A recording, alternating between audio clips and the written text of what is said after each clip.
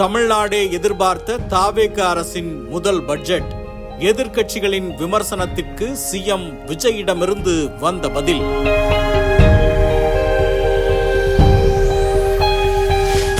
பணநாயகத்தை தோற்கடித்த பாமரனின் ஜனநாயக முதல்வர் நீங்கள்.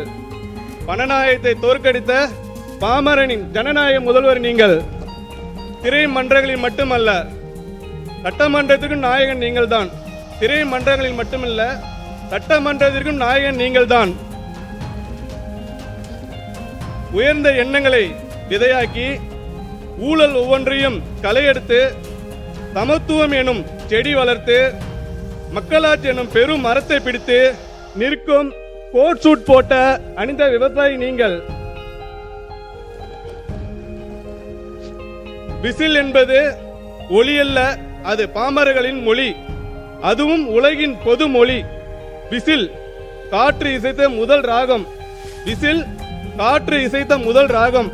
மனிதன் பயன்படுத்திய முதல் தொலைபேசி. மனிதன் பயன்படுத்திய முதல் தொலைபேசி. காது கொடுத்து கேளுங்கள். விசில் தனியாக ஒலித்தாலும் கம்பீரம் குறையாது. விசில் தனியாக ஒலித்தாலும் கம்பீரம் குறையாது. முதலமைச்சர் விஜய் தலைமையிலான தாவேக அரசின் முதல் பட்ஜெட் புதன்கிழமை சட்டப்பேரவையில் தாக்கல் செய்யப்பட்டது. அதைத் தொடர்ந்து தாவேக அரசின் முதலாவது வேளாண் பட்ஜெட்டை தமிழக வேளாண் துறை அமைச்சர் வினோத் இன்று பேரவையில் தாக்கல் செய்தார்.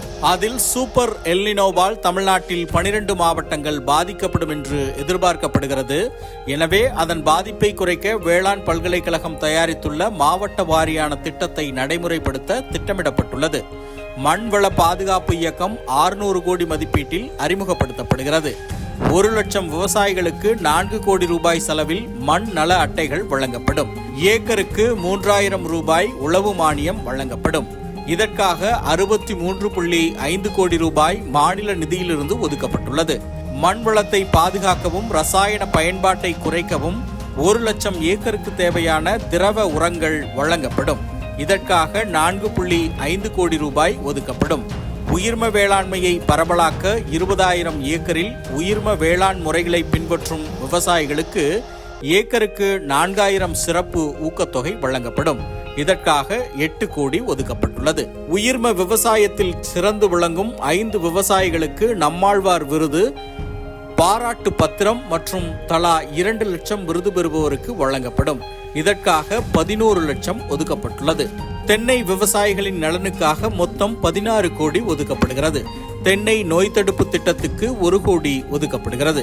நிலையான சந்தை வாய்ப்பை உருவாக்க 22.30 கோடியில் தென்னை பதப்படுத்தும் கழகம் அமைக்கப்படும்.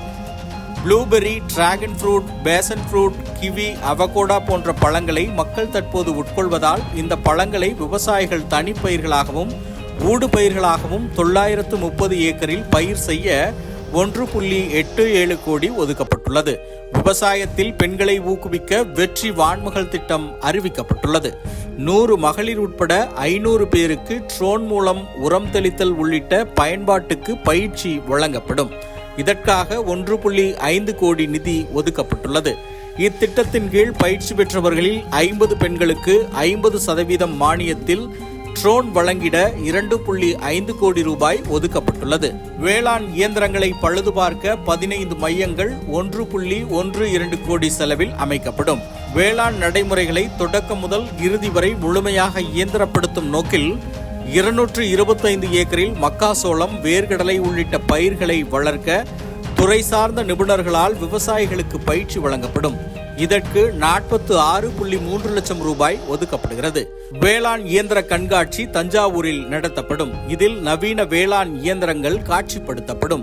அதன் பயன்பாட்டை விவசாயிகள் அறிந்து கொள்ளவும் அதை பெறுவதற்கும் கண்காட்சி வாய்ப்பை வழங்கும்.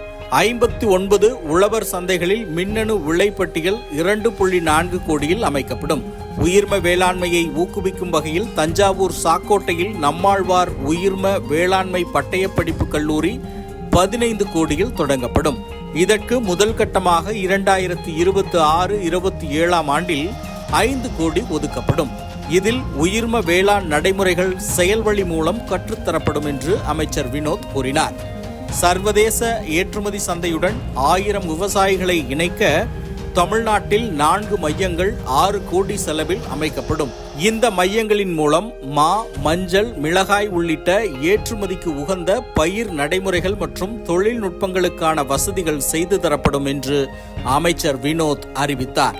இலவச மின்சாரத்துக்கு 7432 கோடி பட்ஜெட்டில் ஒதுக்கப்பட்டுள்ளது. பொது பட்ஜெட் மற்றும் வேளாண் பட்ஜெட் குறித்து தனது எக்ஸ் பக்கத்தில் கருத்து பதிவிட்டிருக்கும் முதலமைச்சர் விஜய், தமிழ்நாட்டின் வளர்ச்சியை இலக்காகவும் மக்கள் நலனை மையமாகவும் கொண்டு ஆட்சி பொறுப்பேற்ற 3 மாதங்களில் அனைவரும் பாராட்டும் வகையில் 2026-27 ஆண்டிற்கான திருத்திய நிதிநிலை அறிக்கையை தாக்கல் செய்துள்ள நிதி, திட்டம் மற்றும் வளர்ச்சித்துறை அமைச்சர் மரிய வில்சன், வேளாண்மை நிதிநிலை அறிக்கையை தாக்கல் செய்துள்ள வேளாண்மை உழவர் நலத்துறை அமைச்சர் வினோத் ஆகியோருக்கு எனது மனமார்ந்த வாழ்த்துகள் மற்றும் பாராட்டுகள். தொலைநோக்கு பார்வையுடன் கூடிய திருத்திய நிதிநிலை அறிக்கையானது மாணவர்கள், இளைஞர்கள், பெண்கள், குழந்தைகள், மாற்றுத்திறனாளிகள், திருநர்கள், தொழிலாளர்கள், மீனவர்கள், நெசவாளர்கள், தொழில் முனைவோர், அரசு பணியாளர்கள் உள்ளிட்ட அனைத்து தரப்பு மக்களின் முன்னேற்றத்திற்கும் புதிய நம்பிக்கையை அளிக்கும் வகையில் அமைந்துள்ளது. வேளாண்மை நிதிநிலை அறிக்கையானது தமிழ்நாட்டின் வேளாண் வளர்ச்சியோடு அதன் தொழில் சார்ந்த கால்நடை மற்றும் மீன் வளர்ப்பு, பால்வளம், உணவுப் பொருட்களை பதப்படுத்துதல் மற்றும் மதிப்பு கூட்டுதல் போன்ற தொழில்களையும் மேம்படுத்துவதோடு அனைத்து தரப்பு விவசாயிகளின் நலனையும் வாழ்வாதாரத்தையும் மேலும் வலுப்படுத்தும் வகையில் சிறப்பாக வடிவமைக்கப்பட்டுள்ளது. வளமான தமிழ்நாட்டை நோக்கிய நமது வெற்றி பயணம் தொடரட்டும். இவ்வாறு முதலமைச்சர் விஜய் தனது எக்ஸ் பக்க பதிவில் தெரிவித்துள்ளார். இந்த அவையிலே ஒன்றே நான் குறிப்பிட விரும்புகிறேன். A true leader has the confidence to stand alone, the courage to make tough decisions and the compassion to listen to the need of the people என்று அறிஞர் டக்ளஸ் மெக்கார்த்தர் கூறியது போல, எங்கள் தளபதி தேர்தல் களத்தில் 26 கட்சிகளின் கூட்டணியையும் இன்னொரு கூட்டணியையும் தனித்து எதிர்கொண்டு வெற்றி பெற்றார். அதனால் தான் சொல்கிறேன், he is a true leader, he is a true leader. லஞ்சம் கேட்டால் கொடுக்காதீர்கள் என உறுதியாக அறிவித்த ஒரே முதல்வர் நம் முதல்வர். ஊழலற்ற தூயச்சு என்பதில் உறுதியாக இருக்கிறார் நம் முதல்வர். ஆட்சி பொறுப்பேற்ற முதல் நாளிலிருந்து ஊழல் ஒழிப்பில் உறுதியாக இருக்கிறார் நம் முதல்வர். அதனால் தான் சொல்கிறேன், my leader has the courage to make tough decisions. ஒரு அண்ணனாக, மகனாக, தாய் மாமனாக தமிழ்நாட்டின் பெண் குழந்தைகள் முதல் அத்தனை தலைமுறை பெண்களுக்கும் நான் இருக்கிறேன் என நம்பிக்கை கொடுக்கிறார் நம் முதல்வர். அனைவரின் கோரிக்கைகளையும் கேட்கிறார். அதனால் தான் சொல்கிறேன், my leader has the compassion to the needs of the people. எங்கள் தளபதி தான் உண்மையான தலைவர், மக்களுக்கான தலைவர், a true leader. எங்கள் தளபதி தான் உண்மையான தலைவர், மக்களுக்கான தலைவர், a true leader. வாழ்க நம் முதல்வர், வாழ்க ஜனநாயகம், வளர்க நம் தமிழ்நாடு, வெற்றி தமிழ்நாடு காண வெள்ளாட்டு வேளாண்மை. நன்றி, வணக்கம்.